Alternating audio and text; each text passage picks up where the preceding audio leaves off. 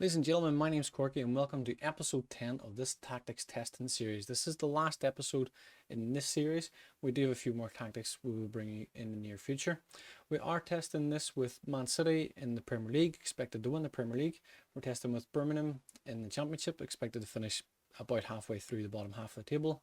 Portsmouth in the League One, expected to finish halfway through the top half of the table. And Rochdale in League 2, who are expected to finish rock bottom and get relegated from the Football League. We're doing a test with tactic number 10. Is called We Are Midnight. It's another song title. Throw your guesses in the comment section below. We'll have a look at the tactic first of all. As you can see, this is it is the second of our 3-4-3 formations. It is quite similar to the previous one in terms of structure. There are a few differences and we'll go through them now with the instructions. As you can see, it is a custom tactic style with a positive mentality. In this tactic, we're playing with a standard width. Really, it says fairly wide, but it is a standard width. We're going to pass into space. We're going to play out from the defence. We're going to play slightly shorter passing and we're going to play with a higher tempo. We're going to put mixed crosses into the box. We've no instructions on how we get into the box. We're going to run at defence. We're going to be more expressive. In transition, we're going to counter press, counter attack, and the goalkeeper is going to take short kicks with no specific instructions on distribution. Out of possession, we're going to play with a high press, standard defensive line, trigger press much more often, and prevent short goalkeeper distribution as well. So looking at the player instructions, we have a sweeper keeper on defend, no additional instructions there. In centre defence, we have a central defender on cover duty, so he's going to drop that a little bit deeper in behind the two centre backs. We do have two ball playing defenders. The only additional instruction there is to stay wider and provide the width across the three men there. Our central defender with no additional instructions. In both wing backs, left and right, we have a complete wing back on attack duty. The only additional instruction is to shoot less often. In central midfield, we have a box-to-box midfielder with no additional instructions. We have a deep line playmaker with no additional instructions, both of them on support duty. On the right flank, we have an inverted winger on attack, no additional instructions. He's going to cut inside a little bit more and create the space wide for the wing back. And similarly, on the left hand side, we have an inside forward on support duty. It's going to cut inside more often. He's going to play more direct passes as the only additional instruction. And up front, we have an advanced playmaker on attack duty with take more risks, dribble more, and shoot less often. So that is the team and the player instructions. We'll have a look at Man City first of all to see how we got on throughout the season.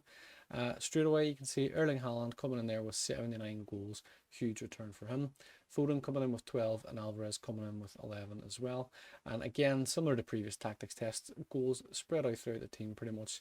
Only Nathan Ake, Calvin Phillips, Iker Pozzo, the only men not contributing any goals except for the goalkeepers, and Akanji as well.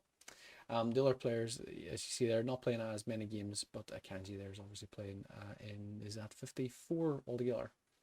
Quick look at the data hub. As you can see in the attacking spaces, we're doing brilliantly. The only thing we're lacking in is dribbles made. A lot more passing going on with this tactic as opposed to running at the defence. And defensively, we're it's okay. It's above average. It's okay. It's not great. A lot less clearances, blocks, tackles attempted per game as well. And generally speaking, we are performing well above average as well there in the league.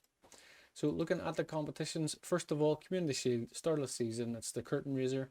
We've come away there with a 4-2 victory against Liverpool. And as you'll see, Haaland and Salah scoring all the goals between them. Haaland scoring 4, Salah scoring 2. We went into the Carabao Cup where we got put out in the quarterfinals by Arsenal with a 2-1 defeat. Arsenal went on to lose to Man United in the semi-final on 5-3 in aggregate, and Man United went on to beat Spurs in extra time. We then went into the FA Cup where we made it all the way to the final where we've been beat by Man United again. So Man United have done a cup double this season. They beat us in the final of the FA Cup. In the Champions League, we've gone out in the semi-finals to Bayern Munich, as you'll see there on a 4-2 aggregate scoreline. Bayern Munich went on then to play against Liverpool in the final and beat them 3-2. So Bayern Munich, the European champions. And in the Premier League this season, as you see here, we finished in second in the league. Again, it's disappointing we didn't win the league. We were 6 points away from Liverpool. As you'll see there, Haaland scoring 51 goals, obviously getting 19 Man of the Match awards. It's literally half the games of the season, and coming out with an 8.04, the highest average rating for the season.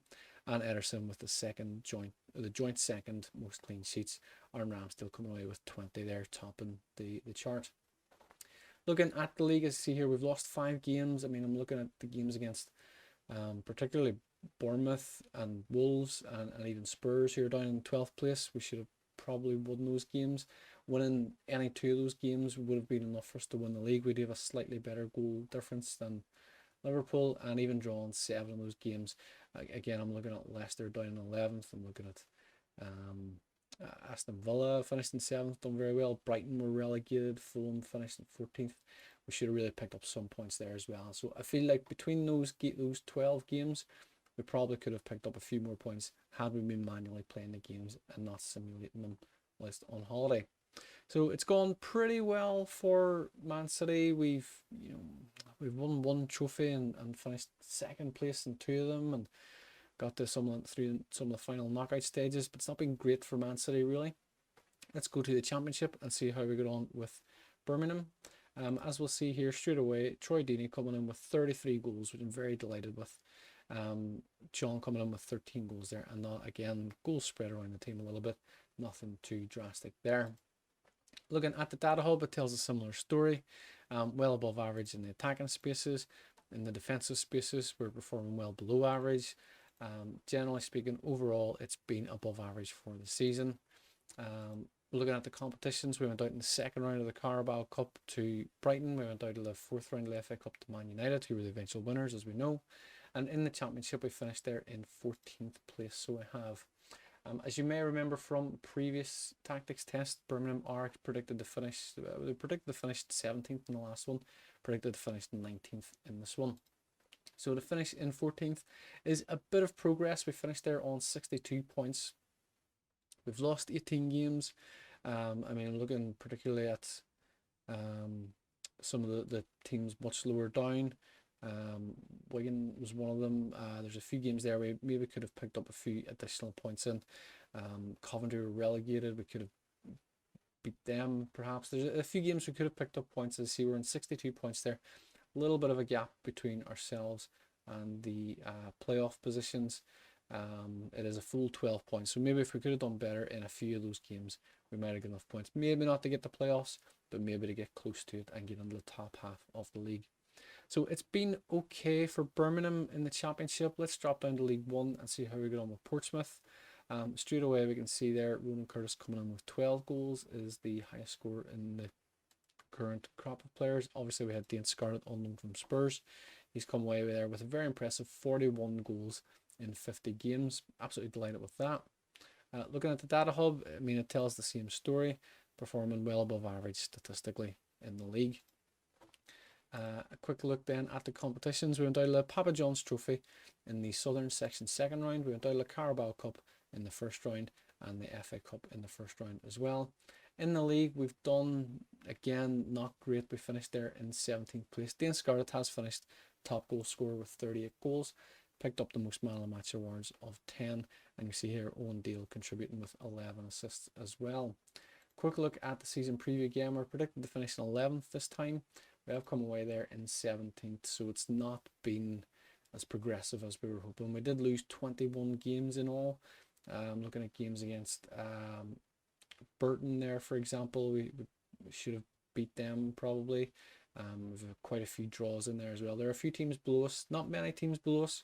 There are a few teams below us that I feel like we probably should have and maybe could have beat had we been playing the game manually and not simulating it. So it's been less than good for Portsmouth, it's fair to say. Let's drop down to League 2, see how we get on with Rochdale. Looking straight away at the squad, as you can see there, Tyrese Sinclair contributing with 12 goals. Again, we had Scott Quigley on loan for the season. He contributed 22 goals in 42 games, so pleased with that, more than a goal a game. Looking at the data hub, again, it tells the same story, performing above average in the league. Looking at the competitions, we've gone out of the Papa John's Trophy in the northern section. We've gone out of the Carabao Cup and the FA Cup, both in the second round. And in League Two, we've done very well. So we have in League Two, we've come away there in 8th place. Again, if you remember, we are expected to finish. Well, it's changed again, so it has. We were being expected to finish bottom of the league previously. We're expected to finish third bottom. This time it is still a relegation. It's not a relegation place. Apologies, I'm thinking of League One. It's escaping relegation, but we've actually come away there in 8th place on 68 points.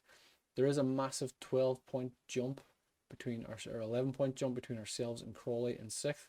But even at 4 goals would have been enough to get us into the playoff positions. Remember, the playoffs run from 4th to 7th, so even a few more goals would have been enough. Even turning one of these draws into a win would have been good enough for us to get promoted. A quick look at this. I'm looking at possibly Harrogate. I'm looking at Newport, who we lost to. Any of those games, if we had got different results, better results, then we could have finished in the playoff spots and had a challenge for that. So that is it for this tactic. As always, you can download the tactic in the description, in the link in the description below. We're going to have a quick look then at the table overall. We've tabulated all the results. We're going to have a look and see how we get on with that. So here we have a spreadsheet full of all the data from the data tests. I mean, who doesn't love a spreadsheet? That's what Football Manager is, really. We have taken a lot of the data from all the tests we've done, as you can see here. Feel free to pause this at any stage if you want to have a look at some of the specifics. This is the key one we're looking at. It is the results of the tests. On the left hand side here, we're not going to look at that too much. It is the average of the averages. For example, in test 1, we've averaged the total number of games played across the 4 teams, and this is the total average of all 10 of those averages that you'll see on this side. So quick rundown. Obviously all the stats we're looking at here relate to each of the individual tests. In test 1, for example, we've played a total of 220 games. We've won 93 of those, giving us a win percentage of 42%. The goal difference in this test was 133, and that's from obviously the 462 scored minus the 329 conceded. We do have an average of 2.1 goals per game and an average conceded of 1.5 goals per game.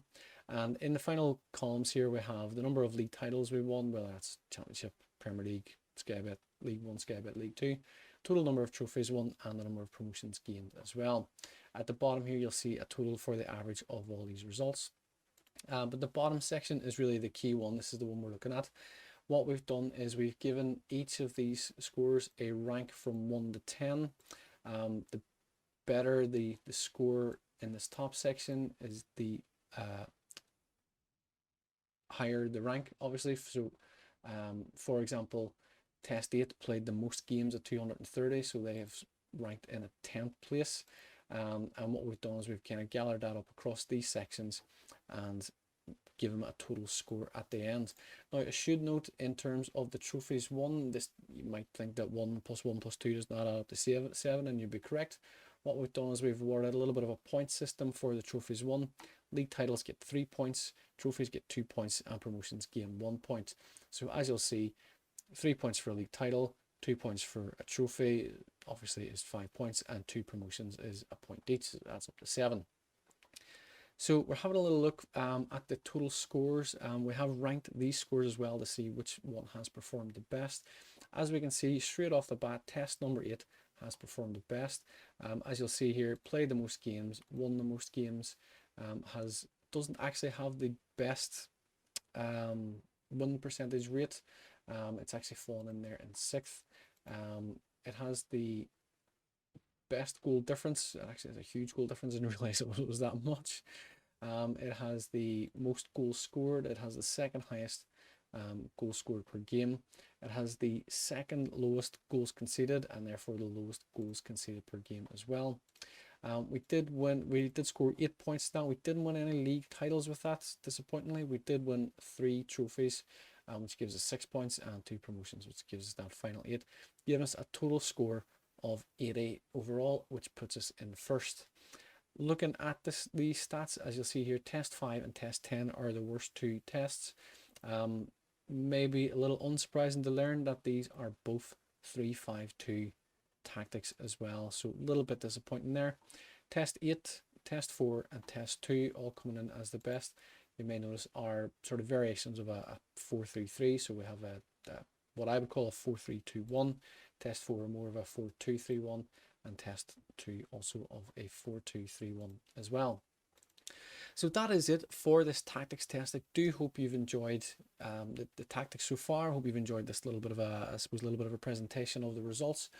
We do have a few more tactics lined up that we have tested already. We're just tabulating the results, and we will make some of those videos very soon.